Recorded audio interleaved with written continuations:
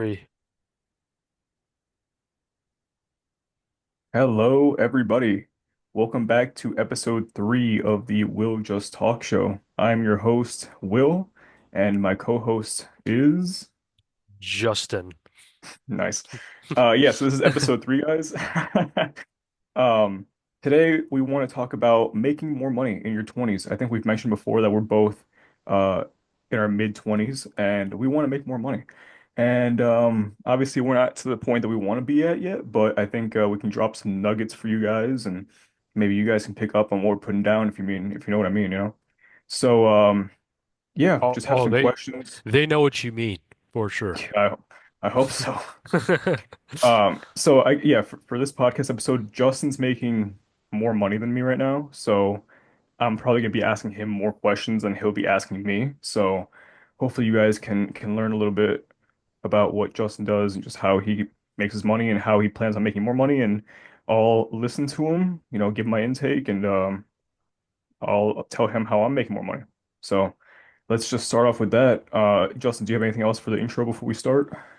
No, I think that was well said. Let's get right into it. Okay.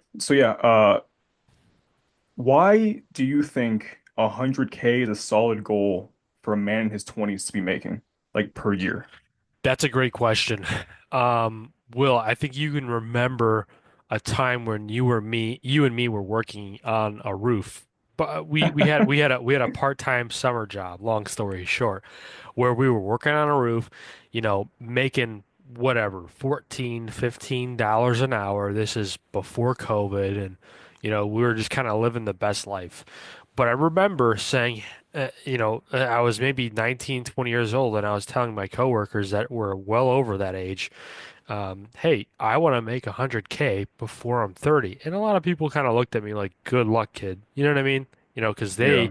they were stuck in this mindset of, like, good luck trying to make 100K, kid. I'm not even making 50, or I'm not even making, 60 or 70. And these guys were 10, 20, 30 years older than me, and they Hmm. just kind of looked down on me. And I think that was one of the things that made me like kind of say, hey, you know what? I'm gonna prove them wrong.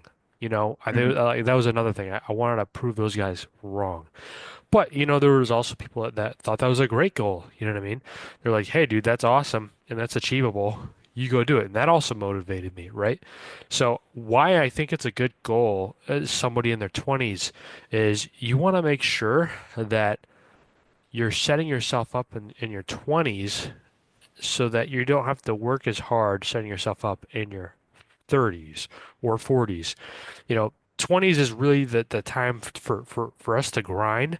30 years old, we're supposed to kind of lock in and kind of understand where we're going. And then 40, I mean, by that point, God willing, if you have kids, you have a wife, you don't want to have to hustle as hard as you did in your previous years.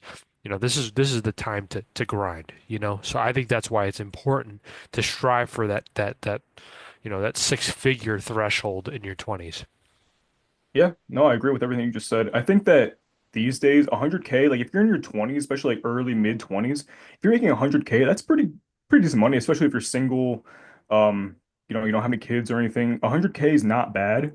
Depending on where you live, if you live in like New York City or something, like it might not get you as far, but I think it's a good baseline. It's definitely not the same amount of money it was 20, 30 years ago. Um, but with 100K, you can support yourself. You can get a decent apartment for 1,500 bucks, 2 grand, and get a decent car. Don't have to worry about money for food. Like everything's pretty much it's a good baseline, you know. Yeah. And It's not gonna get you to where you want to be, but yeah, it I mean, even then though, like it just depends, right? So like if you live in San Diego, I have family members that live in San Diego make as much as I do and they pay almost triple the amount in rent and they're just drowning, right? And he's not, Mhm, he's not a dumb guy. It's someone that I've looked up to, but they just don't make financial decisions, right? Like mhm. good financial decisions. And someone like us, you and I will. We don't live in San Diego. Like our rent, that would be outrageous. Like that, the amount of rent that he could do, he'd be able to have an amazing house where we live. Mhm. Ultimately, it's about geography. how much you can make. Obviously, a lot of people are, it's a very controversial topic, like saving versus investing. My theory is if you don't know how to save, you're not going to be able to invest properly. Now, and bear with me here. I think one of the biggest skills in our society is saving money, okay? And Mhm. there's going to be different opinions on that, and that's fine. But I think you start off with a base. You say you have a goal. I want to save $1,000, and then you reach that goal. You celebrate those small wins, but then keep on setting the standard. A lot of folks don't even have $1,000 saved, let alone like $5,000 or three, $500. If I were to, if I were to go to most Americans today and say, hey, look, it, if you were to lose $1,000 right now, would that affect your life? I can personally say no. Yeah, I'm blessed to be able to say that, but a lot of other people can't. So how can we get more people to do that? Well, the route that I've taken, and we can probably get into that later on in the video, is um, selling a skill. That I think that's really the goal and the point I want to come across in this video is selling a skill, right? So. Um, I don't know if you have any other questions that will lead to that later on in the episode, Will, but um, really just kind of learning a skill, either whether that's going to trade school, whether that's going to college. My recommendation for anybody that's just getting started into life, you just graduated high school, you just dropped out of college, you don't know what to do. Start off by selling a skill. You go to your local um, trades company, you learn what they have to do for the first 3 to 6 months, and then eventually you go to whoever it is that's your boss and say, hey, you know what? I see potential in this industry. Let me be your sales manager, or let me be your salesman. I can sell. Let me prove to you that I can sell, and you get a commission off of that. It's easier said than done. You might get 10% of the companies that you go to might say no, or 20, or 90% of the companies, I apologize, 90% of the companies, will probably turn you down. But then there's that 10%, there's that 10% that might just give you a shot. You never know. You know what I mean? Yeah. Yeah, my next question actually was about like high income skills and stuff, so we can go into that too. But yeah, I mean, I agree with everything that you're saying. I also have pretty much the same recommendations for anybody like getting out of high school in your 20s, whatever, you don't really know what you're doing. It's not necessarily what you do, it's just bringing money into the bank to do something else that you want to do. So it doesn't have to be 100 grand, but even if you're making 60, 70K doing something, it's better than 20, 30K, and you can just put all that money, like keep your expenses super, super low, like live at home for as long as you can, get a cheap apartment, like get roommates, do whatever you can, get a cheap car, don't do anything stupid, and just live below your means and just save and invest. Like that is just do that in your 20s. Like it doesn't matter Yeah. how much you're making necessarily, but you'll have a nice cushion by your 30s. And also there like I fell into this trap too where I was kind of like when I got my college degree, there were jobs around me that were starting at like 40 to 45, and then originally I would literally just disregard any job that would ever do that because I was like I'm worth much more. It was almost like an entitlement that I had, right? Like I felt Mhm. entitled because I had a degree. I felt entitled, but I didn't read the fine print, which was, hey, look, this is just temporary. If you show your skills, if you show you're capable of doing more, you'll be rewarded. And Mhm. and that's, anybody that's just fresh out of college, anybody that's fresh out of high school, $45,000 a year is not bad. It's not terrible. Obviously, it's not ideal. You don't want to be making $45,000 for the rest of your life, but you have to start somewhere. You need capital to get anywhere. So, like one of my things was like, I'm 25 right now. 2 years ago, I had pretty much nothing. I remember, Will, you could probably back me up on this. I showed you a screenshot of my bank account 2 years ago. I showed you I had like 13 cents to my name. I was a college student. At some points, I've had negative dollars to my name, and I've had to like Yeah. wait until my paycheck to finally for it to go back into the positive. Like it was bad, but going into my finances now, again, I am not rich. I am by no means really trying to brag about my situation. My point is that I feel like the things that I have done are not special. They're not specific to me.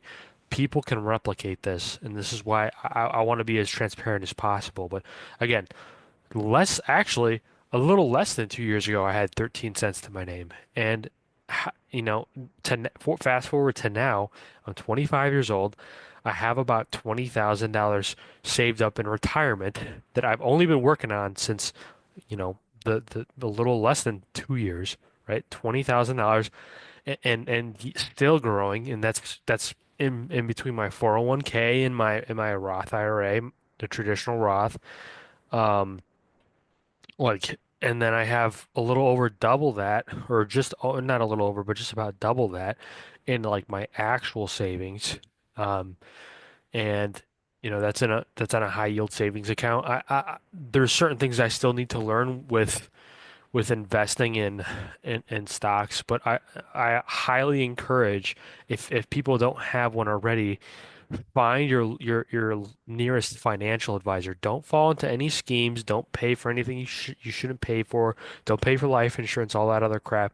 But find a reputable financial advisor that's going to help invest your money for you. That's like number one. Again, I'm not a financial advisor. This is not financial advice. I have to say that.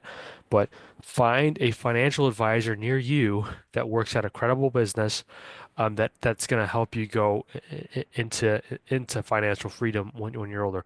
I can't stress that enough. You don't want to be that old guy, working the part-time job, that poor old man at 70 years old, he's pushing carts, to your local grocery store, or he's bagging because he needs to. Like you don't want to be that person. You want to be able to be financially set and well off and retire early so you can enjoy yourself and get back to things that you want to do. Yeah. That's great. Yeah, I definitely remember when you had 17 cents. I think the lowest I ever got in my bank account, I screenshot it somewhere. It's on my phone somewhere. I think I got down to like 3 cents like 2 years ago. Um, yeah, well, that's great. So with all that saying, like, what do you think, like, for like younger guys listening, like, what industries? I know you've mentioned like going like to a local trades and just learning that and start selling, but like, what other high income skills would you suggest besides just sales? Like, obviously, like sales, we're both in sales. Um, I'm looking to transition out for a little bit and do something else, but obviously, sales is a huge part of both of our lives, and it's going to be a big part of our lives for for forever. Sales is life, business is sales. But like, what else do you recommend that's not sales? Like, even if you go to college, like, what other high income skills do you know of that would be a good option for somebody in these days? Yeah, it's a great question. Short answer, go work at the oil rig for 6 months out of the year. Or If you live near one, yeah, yeah, no, just, that was a joke. they make decent money. I Yeah, mean, no, they do, dude. If you, yeah, like they definitely do. Like that's super cool. if you live But in like California or something, if like or in Canada, it's really big, I guess. Like a lot of Canadians I know, like they work on an oil rig and yeah, like not bad. yeah, let's say you didn't want to be in sales, but it's hard to say for me personally because my experience has been marketing and sales. Um, I have a bias towards certain things on what people should do and what people shouldn't do. Hmm. Scott Galloway, super smart guy. And please, people don't quote me on this, but he says something along the lines of, "Don't follow your passions, do what you're good at." Mm. And I really take that to heart because, you and we might be passionate at. I have a passion for Porsches, right? And I'm kind of right recently, I've been obsessed with them for the past maybe like year or so. I'm not out here, you know, I'm not going to become a mechanic just because like my passion is Porsche, right? Like I'm not going to really make as much money doing that. I'm going to do what I'm good at, which is selling myself, selling the product that I sell, and really showing people that I can be the solution to their need, right? That is what I'm good at, and more people need to be better at selling themselves. That'll Mm, in turn give them more money, regardless of what you do. Let's say you don't want to be in sales. If you can communicate, we all know these people, super smart, super smart. These people excelled at what they do in the books, but they don't really apply themselves anywhere else.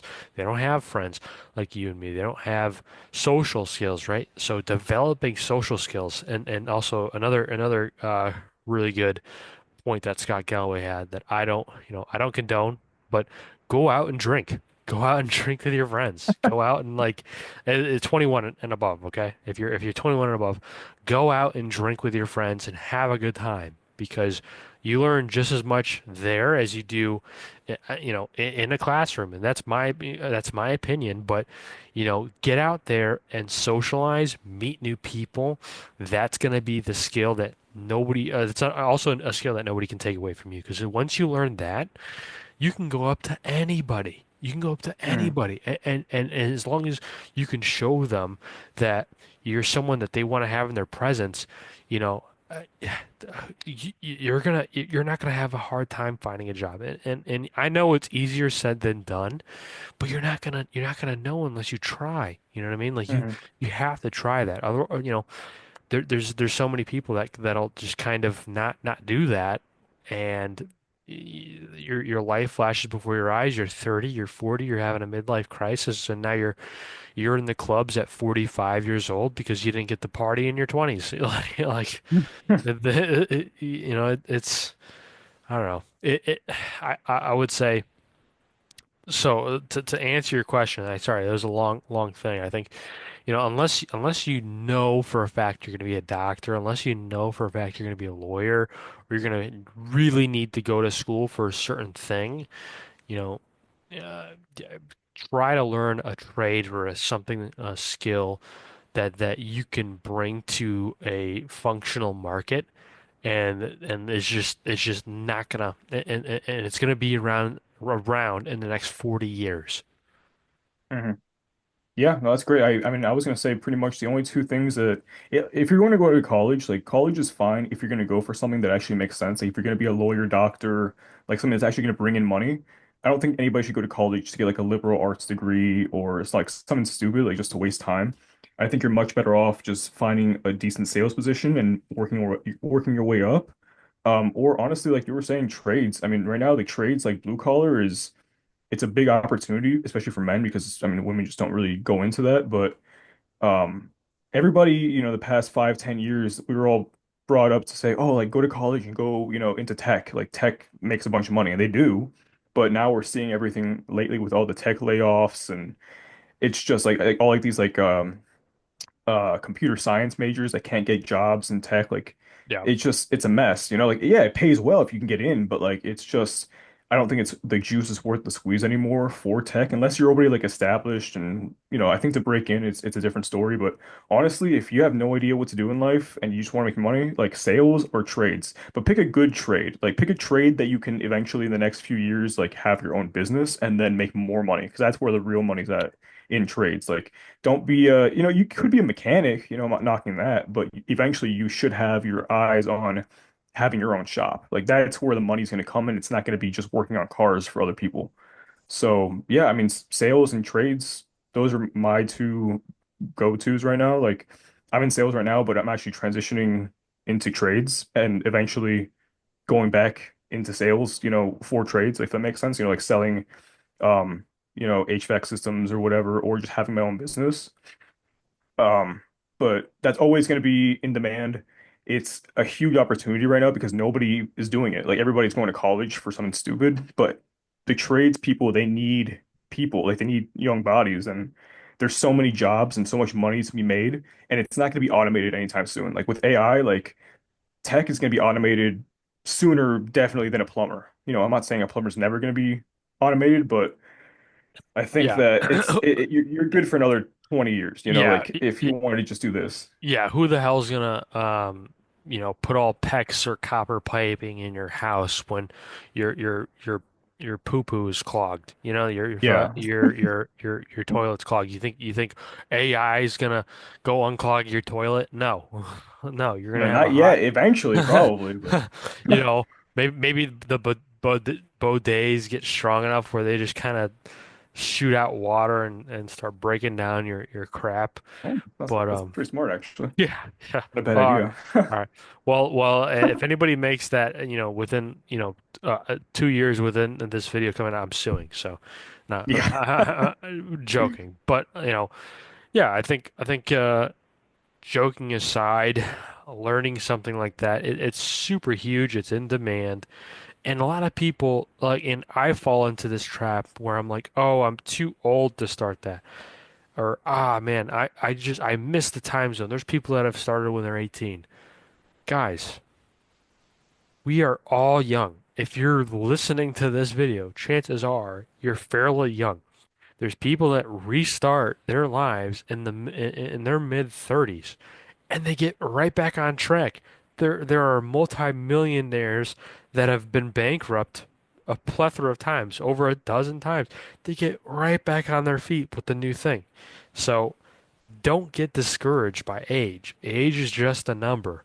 I have plenty of guys on my team that are they're not, well, I was about to say super old. They're not super old, but they're older than me, right? But at the same time, they've gotten back on their feet. They have really beautiful homes. They have awesome lives. They can support themselves and their families. They're buying cars for their spouses, this, that, and the other, just because they made that flip. I'm in the process of getting out of my rent position right now. I'm interested in buying a home. My area is actually really nice. It's a very nice developed area. The apartment complex is only 2 years old. I got a pool, all that other stuff. Ultimately, though, that's not my goal, and that really shouldn't be the average American's goal is renting, in my opinion. Again, there can be other people that have a bias to this, but I think the goal, at least right now, should be renting. Okay, fine, but it's a temporary thing, and then going and owning your own home because I feel like the way things are going, it's going to get a little bit harder for people like us to own homes later on in life. Um, I think it's better to capitalize when you can, of course. Don't just go out there and buy something you can't afford. They've kind of made it to the point where you can't do that anyways. Like, loan, like if you go get your mortgage loan from a bank or a private, like a mortgage broker, um, they're a little bit more strict nowadays. Um, but yeah, being able to don't bite off more than you can chew. Hmm. I guess that leads into my next question, kind of, because I was going to ask, like, what's one money mistake that young men should avoid doing? Not budgeting sooner. So Hmm. Dave Ramsey has a really good budgeting app. It's called Every Dollar.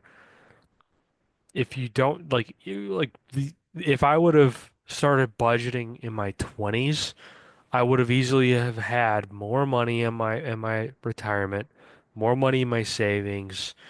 Um, I guess that kind of revolves around not putting money in your retirement. I think that's so crucial, dude. You have no idea how crucial that is because the compound interest is insane. I just started my traditional Roth last year and I maxed it out and already I just from that I've already accrued several $100s in my traditional Roth. And that obviously that's not, people are like, oh, well, that's not money until you're like 59. Okay, well, if let's say I didn't touch that, if I genuinely didn't touch that money for the rest of my life, or at least until I'm 59, that money's gonna accrue, and then I'm gonna be able to take a more money, way more money than I put in tax free. I think that's such a good at like 59. That's such a good trade-off because who Hmm. wants to be working after 59? let's say you rented your whole life and you just kind of didn't really follow through with a lot of things, but at minimum you always let's say you made $45,000 a year, but at minimum you somehow were always able every year to max out your Roth IRA and then you matched your 401k with your employer or something like that. The amount of money you would have by 59, if you started today when you're 20, 25, it's so like you would never have to work again for the rest of your life. You're setting yourself up. Um, the goal of life, the goal of this game really is to not have to work in those time periods because you're not gonna want to, right? You're gonna want to enjoy yourself. Um, and I'm doing that and I'm still able to enjoy my life right now. I'm not like having to fear for my life.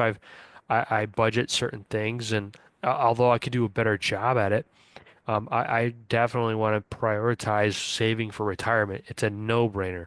Like if we don't do it now, your 59-year-old self or your 60-something-year-old self is just gonna kick yourself in the butt. But Yeah. yeah, so yeah, I guess next question.